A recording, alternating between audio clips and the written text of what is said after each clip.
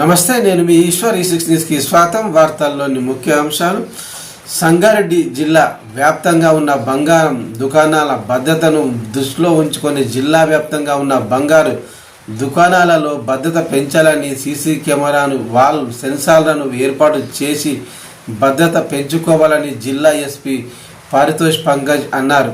సంగారెడ్డి జిల్లా వ్యాప్తంగా ఉన్న బంగారు దుకాణాల భద్రతను మరింత బలోపేతం చేయడం కోసం సంగారెడ్డి జిల్లా పోలీస్ కార్యాలయంలో సుమారు 150 మంది బంగారం దుకాణందారులతో సమావేశం నిర్వహించారు.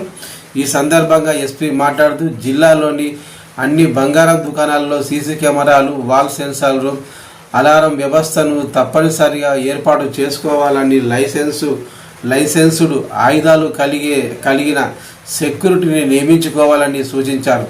అపరిచిత అనుమానితుల నుండి బంగారం కొనుగోలు చేయరాదని సూచించారు. ఎటువంటి నిర్లక్ష్యం వహించరాదని, జిల్లా పోలీసు అధికారుల ఫోన్ నంబర్లు కలిగి ఉండాలని, అత్యవసర సమయంలో డైల్ 100కు ఫోన్ చేయాలన్నారు. భద్రత